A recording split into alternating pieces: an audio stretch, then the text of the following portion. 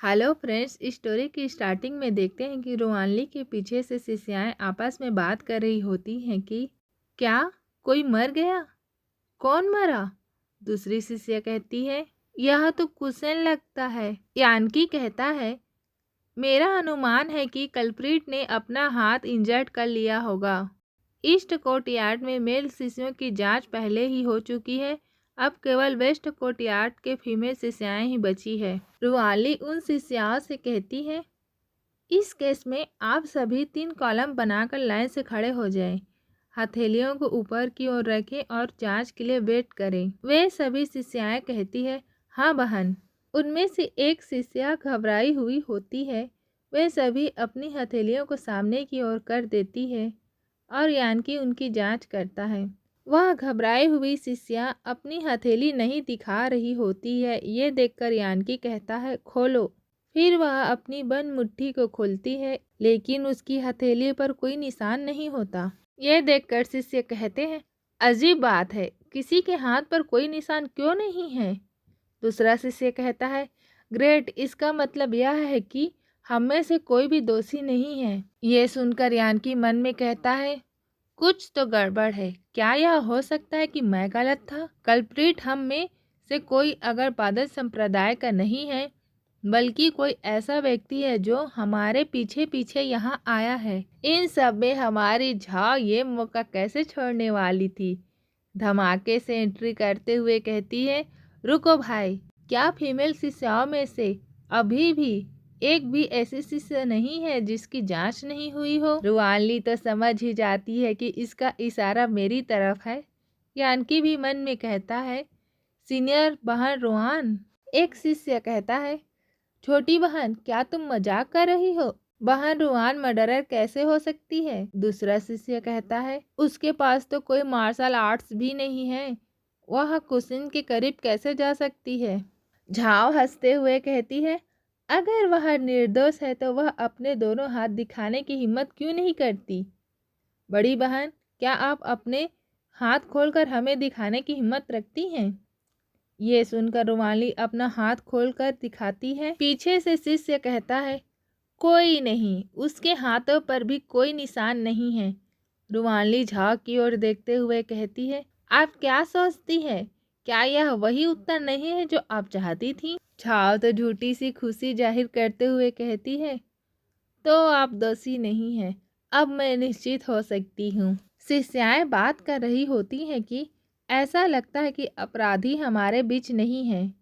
दूसरी शिष्या कहती है अपराधी निश्चित रूप से संप्रदाय से बाहर का कोई व्यक्ति होगा जिसने हमारा पीछा किया और यह क्राइम किया।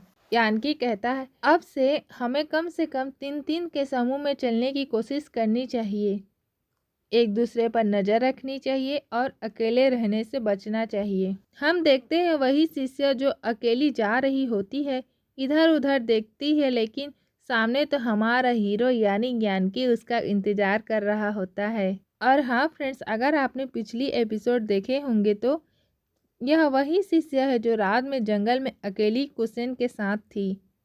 यानकी कहता है यह तुम थी शूटिंग, तुमने यह किया? शूटिंग कहती है बड़े भाई आप क्या बात कर रहे हो?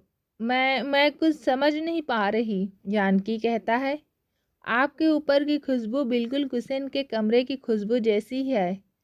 हालांकि यह हल्का है, फिर भी आपकी हथेली की जांच करते समय मुझे इसका संकेत मिल गया। उसकी हाथ पकड़े हुए यानकी कहता है अगर मैं गलत नहीं हूँ तो वह खुशबू आपकी आस्तीन में होनी चाहिए। आप इस समय उसे नष्ट करने की योजना बना रही हैं, है ना? और हम देखते हैं कि उसके पास से एक शीशी निकल कर गिरती है। यानकी उसका हाथ छोड़ देता है और कहता है आपने ऐसा क्यों किया? शूटिंग कहती है वह एक घिनौना कूड़ा कचरा है। सबसे पहले मैंने एक लापरवाही भरी गलती की। हम पास्ट का सीन देखते हैं जहाँ कुशन शूटिंग से कह रहा होता है यह ठीक है, आपने लाइब्रेरी में सफाई करते समय गलती से किताबें गीली कर दी है ना? मैं तुम्हारा दोष अपने ऊपर ले लूँगा, बस इसे दूसरों से दूर रखना। शूटिंग कहती है मैं वास्तव में ऐसा नहीं चाहती थी, मैंने सोचा कि वह दयालु पूर्वक मुझे ढक रहा है, लेकिन मुझे नहीं पता था कि उसके पीछे कुछ और ही उद्देश्य था। वह मेरे साथ ज़बरदस्ती करने लगा। कुसेंग कहता है, छोटी बहन, मैंने तुम्हारे लिए सज़ा भुगती है। तुम्हें कम से कम मुझे इनाम तो देना चाहिए। शूटिंग कहती है, नहीं, मुझे छोड़ दो बड़े भाई। बाद में मुझे पता चला कि यह उसकी यूजुअल टेक्निक थी। संप्रदाय की कई फीमेल शिष्याओं पर उसने हमला किया था। शूटिंग छिपकर कियान्यू और कुसिन की बातें सुन रही होती है। कुसिंग कहता है, बड़ी बहन, कोई तमाशा मत बनाओ और चीज़ों को बदसूरत मत बनाओ। यह स्पष्ट रूप से तुम थी जो मुझे लुभाने की कोशिश कर रही थी। मेरे मन में कोई द्वेष था? मैं तुम्हें सबूतों के साथ ब्लैकमेल कैसे कर सकता था? यदि आप बोलने की हिम्मत करेंगे तो हम सब बेनकाब हो जाएंगे और संप्रदाय से बाहर निकाल दिए जाएंगे। कियान यूँ कहती है, तुम पूरी तरह से नीच हो। मैंने सोचा था कि जब हम संप्रदाय के ग्रैंड गैदरिंग में शामिल होंगे तो वह खुद पर काबू रखेगा, लेकिन मैंने यह कभी आशा नहीं की थी कि इस यात्रा में मुझ पर उनकी यातना और बढ़ जाएगी। कुसेंग कहता है, छोटी बहन, क्या यह जंगल में कमरे के अंदर से ज़्यादा रोमांचक नहीं है? मैं अब इसे और सहन नहीं कर सकती थी, इसलिए मैंने यह कदम उठाया। बड़े भाई, बात यहाँ तक पहुँच गई है। मैं कबूल करने के लिए तैयार हूँ। मुझे गिरफ्तार कर लो और मास्टर को रिपोर्ट करो। यानकी कहता है, मैंने कब कहा कि आप दोषी हैं? शूटिंग कहती है, बड़े भाई। यानकी कहता है, हालांकि आपने उसे नशीली पदार्थ दिया था, लेकिन वास्तव में हमला करने वाला आप नहीं थे। आपके पर्सनालिटी को देखते हुए किसी की हत्या करने के बाद आपके लिए शांतिपूर्वक क्राइम सीन से निकल जाना नामुमकिन है। इसके अलावा आपका फिगर उस व्यक्ति से मेल नहीं खाता जिसे मैंने क्राइम सीन से जाते हुए देखा था। क्या किसी ने आपकी मदद की? ये सुनकर तो वह सोच में ही डूब जाती है। सीन शिफ्ट होता है। हम रुआनली को देखते हैं जो अपना हाथ धो रही होती है। डेविल कहता है, यह अफसोस की बात है, आप अभी अभी पकड़े ही गए थे। रुआनली कहती है, क्या मुझे आपकी प्रशंसा के लिए धन्यवाद देना चाहिए?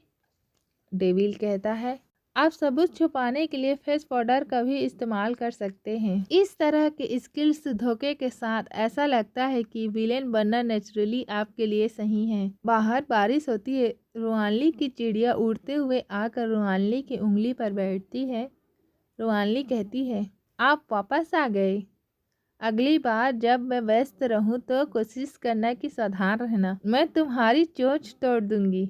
रुआनली उसे प्यार से पूछती है। और इसी के साथ इस चैप्टर को ख़त्म करते हैं। नेक्स्ट चैप्टर में देखेंगे कि क्या यानकी को पता लग पाएगा कि रुआनली भी शामिल है। अगर आपको यह चैप्टर अच्छा लगा हो तो लाइक कमेंट ज़रूर करें और मेरे चैनल को सब्सक्राइब करना ना भूलें। Bye bye friends.